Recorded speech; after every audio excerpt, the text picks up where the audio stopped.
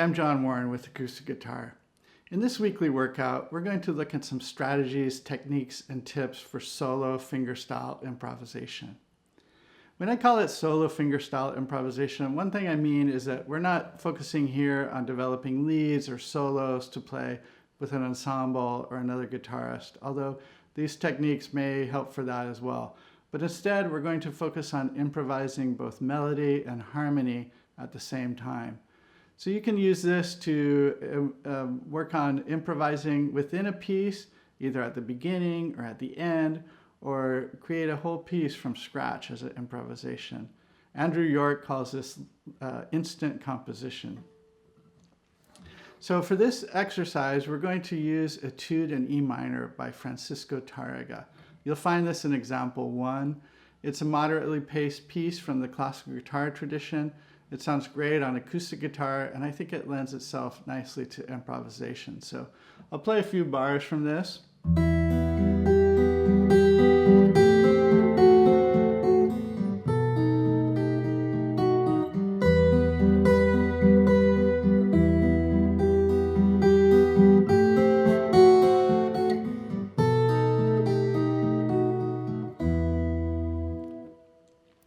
So play this piece a few times. Don't worry about playing it flawlessly. That's not the point here. The point is to be a little familiar with it.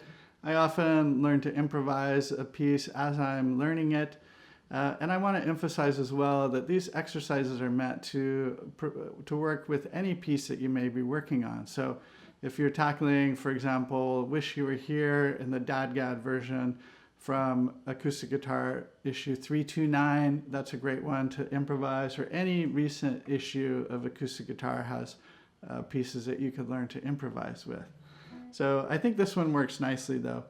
As you're playing this piece or any other, one thing you want to do in the first few goes is to think about what chord voicings you're hearing. So this one is of course called Etude in E minor.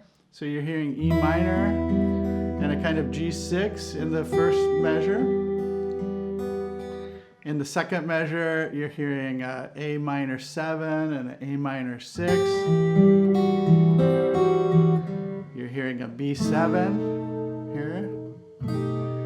So play this a few times, and one thing you can also do is play these in block chords.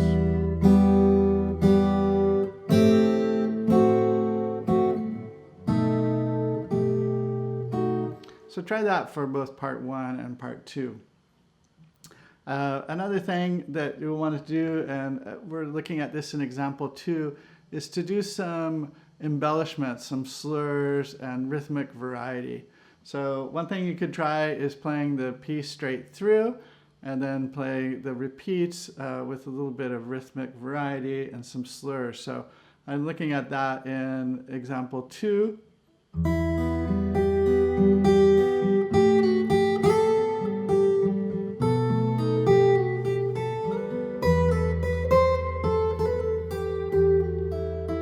One of the quandaries, of course, of improvisation is as you practice it, it's no longer improvisation.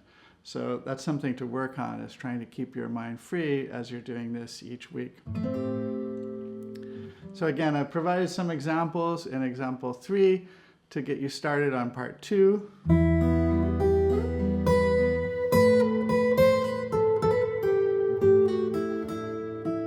So go through that a bit. Next, as we get into example 4, we're going to work on some improvisation on the bass strings. So this piece, like many others, focuses the melody on the treble strings, but improvisation, when it's really going well, it's improvising on both bass and treble. So again, I provided you a few suggestions just to get you started.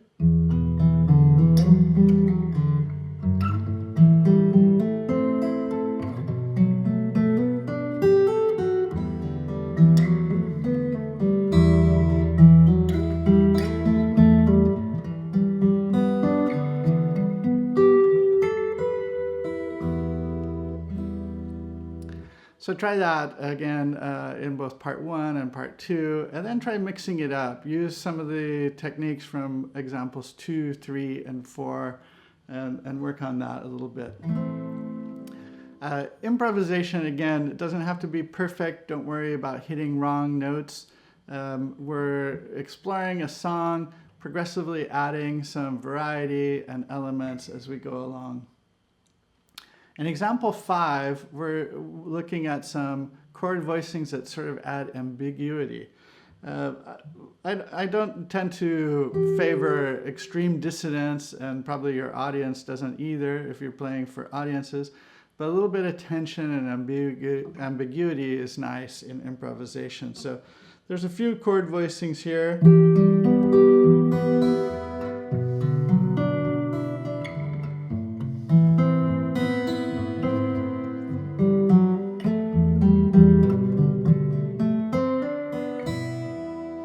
So look at some of these and find some of your own. One thing that I try to do is collect what I call sort of odd chords or ambiguous chords. And I've provided a few examples of that in example 6. For example, this one, or this one. And again, you could sort of analyze these technically, but that's not really the point. But they're sort of chords that add some ambiguity and some tension, and you can mix these up or sort of stitch these together as you play a piece. One of the great improvising guitarists was the late Roland Deans, and he mentioned that improvisation is sort of a little sister to a composition. It's a sort of organized but free, I guess is a good way to put it. So these aren't not totally random, but he sort of would stitch together things that would come to him. So again, you can try this with any piece. We're working on the Etude in E minor. One thing I might suggest with this piece is play the part 1 as it's written, then maybe embellish a little bit in the repeat, and then go to part 2 and play it as written and embellish a little bit on the repeat. And then maybe move to a more free-flowing improvisation. There's really no right or wrong way to improvise. Sometimes you want to improvise into a piece, a sort of prelude. So in week 4, try that, working on a sort of improvisation that leads into this Etude in E minor or into the piece that you're working on. It's also nice to improvise in the middle of a piece or maybe at the end of a piece. It really depends on what piece you're working on. So we're going to try this here a little bit. Again, I'm going to try to improvise this, so it may not be perfect. In my last video lesson in acoustic guitar, in Acoustic Guitar 329, I did a lesson on using effects pedals for your creative soundscapes, and that also works well for sort of inspiring your improvisation. So we're going to do that a little bit here. Lately, I've been exploring the hologram electronics microcosm, and I'm going to use that a little bit in this improvisation.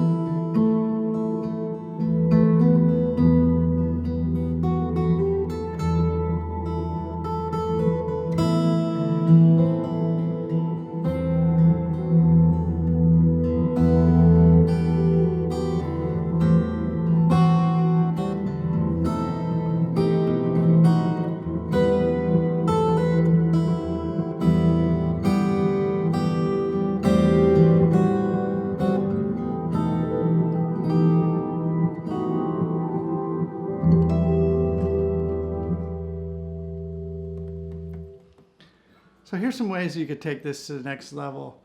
Try doing some improvisation to an alternative tuning, such as drop D or dadgad. In the acoustic guitar issue, July-August 2021, AG329, there was a great weekly workout on blues riffs and dadgad. So maybe start with that and let that lead you to some improvisation, such as this.